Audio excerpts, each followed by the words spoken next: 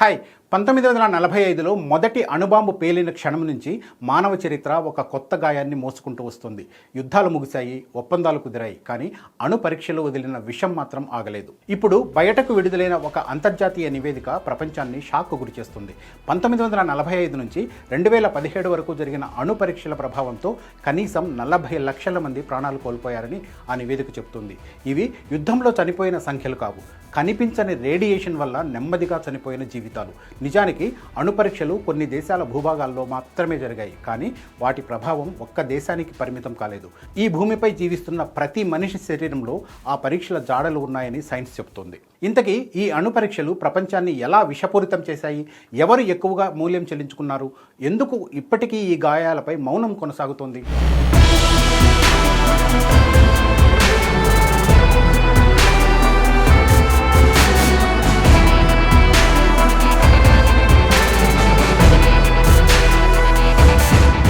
ఇప్పటి వరకు అణ్వాయుధాలు అంటే యుద్ధంలో ఉపయోగించిన 2 బాంబుల గురించే అందరూ మాట్లాడుకునేవాళ్ళు. కానీ నిజమైన విధ్వంసం యుద్ధంలో కాదు, శాంతి పేరుతో చేసిన పరీక్షల్లో జరిగింది.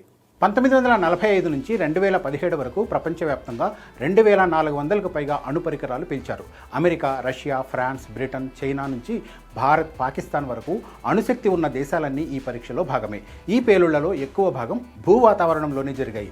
ఆకాశంలోకి వెళ్లిన రేడియేషన్ గాలితో కలిసి ఖండాలు దాటింది, సముద్రాల్లో కలిసింది, భూమిలోకి చొచ్చుకెళ్ళింది, చివరకు మన ఆహారంలోకి వచ్చేసింది. నార్వేజియన్ పీపుల్స్ ఎయిడ్ అనే మానవతా సంస్థ విడుదల చేసిన ఈ నివేదిక ఒక భయంకరమైన నిజాన్ని బయటపెడుతుంది. అణు పరీక్షల వల్ల విడుదలైన అయనైజింగ్ రేడియేషన్ మన డిఎన్ఏను నేరుగా దెబ్బతీసిందని శాస్త్రవేత్తలు చెబుతున్నారు. దీని ఫలితమే క్యాన్సర్లు, గుండె జబ్బులు, స్ట్రోకులు, పుట్టుక లోపాలు. వాతావరణంలో జరిగిన అణు పరీక్షల కారణంగా మాత్రమే భవిష్యత్తులో 20 లక్షల క్యాన్సర్ మరణాలు, మరో 20 లక్షల గుండె సంబంధిత మరణాలు సంభవించే అవకాశం ఉందని నివేదిక హెచ్చరిస్తుంది. రేడియేషన్కు సురక్షితమైన స్థాయి అనే మాటే లేదని సైన్స్ స్పష్టంగా చెబుతోంది. తక్కువ మోతాదులోనైనా ప్రభావం తప్పదన్నది నిపుణుల అభిప్రాయం కూడా.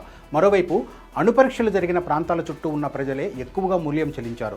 ఫ్రెంచ్ పాలినేషియా, మార్షల్ దీవులు, కజకిస్తాన్, అల్జీరియా లాంటి ప్రాంతాల్లో నివసించిన ప్రజలు తరతరాలుగా అనారోగ్యాలతో జీవిస్తున్నారు. పిల్లలు పుట్టేలోపే శరీర లోపాలతో బాధపడుతున్నారు. మహిళలు, బాలికలు రేడియేషన్ వల్ల కలిగే క్యాన్సర్లకు పురుషుల కంటే 52% ఎక్కువగా గురయ్యే అవకాశం ఉందని నివేదిక చెబుతోంది. గర్భంలో ఉన్న శిశువులు, చిన్నపిల్లలు ఈ విషయానికి తీవ్రంగా ఎఫెక్ట్ అయ్యారు. ఇంకో భయంకరమైన విషయం ఏంటంటే ఈ పరీక్షలపై ఇప్పటికీ పూర్తి నిజం బయటకు రాలేదు. అనేక దేశాలు డేటాను గోప్యంగా ఉంచాయి. ఎక్కడ ఎంత రేడియేషన్ పాతిపెట్టారో, ఏ ప్రాంతాలు ఇంకా ప్రమాదంలో ఉన్నాయో చెప్పడం లేదు. బాధితులకు సరైన వైద్యం లేదు, స్క్రీనింగ్ లేదు. నష్టపరిహారం పేరుతో చేసిన పథకాలు కూడా బాధితులను ఆదుకునేలా కాకుండా ప్రభుత్వాల బాధ్యతను తగ్గించేలా ఉన్నాయని నివేదిక ఆరోపిస్తుంది. ఇప్పటి వరకు ఒక్క అణుశక్తి దేశం కూడా ఈ పరీక్షల కోసం బహిరంగంగా క్షమాపణ చెప్పలేదు. నిజానికి అణు పరీక్షలను దేశ భద్రత పేరుతో జరుపుకుంటారు, కానీ ఈ నివేదిక చెబుతున్న కథ వేరే. ఇది భద్రత కాదు, ఇది నెమ్మదిగా సాగిన మానవ హత్య. యుద్ధం లేకుండానే కోట్ల మంది ప్రాణాలు తీసిన విధ్వంసం.